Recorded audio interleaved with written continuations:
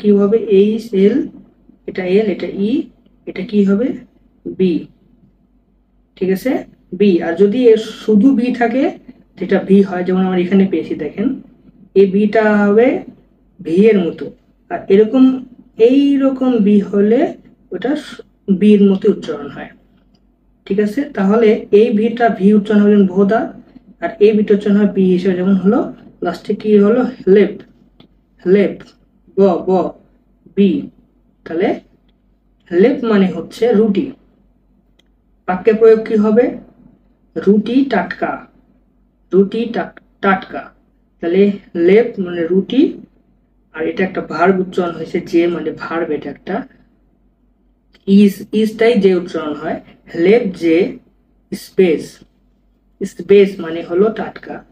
দেখুন এখানে লেখা আছে হেলেপ যে স্পেস, তাহলে হেলেপটা ভেঙে দিলাম। এখন এটা দেখেন এস, এটা ভি ই, এটা জে, এটা হলো জে, এটা এস, এটা ভি, এটা ই, এটা জে, তাহলে কি হলো স্পেস, দুটিটি টাটকা, লেপ যে স্পেস, লেপ যে স্পেস, দুটিটি টাটকা। এবার পরবর্তী শব্দে যাচ্ছি, সেটি হচ্ছে স্যুপ। স্যুপকে সার্বেনে বলা হয় সুপা। দেখেন সুপা, এটা ভেঙে দিচ্ছি আমি, এটা এস, এটা ইউ, এটা পি, এটা এ, সুপা, সুপা মানে স্যুপ।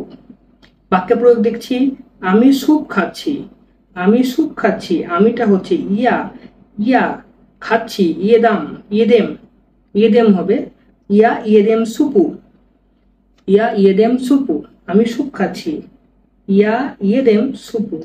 বাক্যে ভেঙে দিচ্ছি, দেখুন এটা জে এ, জে এ তে হবে ইয়া, জে ই তে হবে ইয়ে, টি ই এম, ইয়েদেম, এস ইউ পি ইউ, সুপু, ইয়া।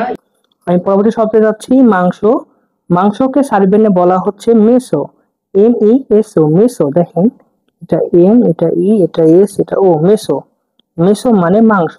এখন বাক্যে প্রয়োগ দেখবো, বাক্যে প্রয়োগ হচ্ছে আমি মাংস চাই, আমি মাংস চাই, এটা কি হবে ঝেলিম চাই, ঝেলিম মেসো, ঝেলিম মেসো, মেসো মানে মাংস, দেখেন ঝেলিম মেসো, ঝেলিম J E L I M, মেসো এম ই এস ও, মেসো, ঝেলিম মেসো মানে আমি মাংস চাই, ঝেলিম মেসো।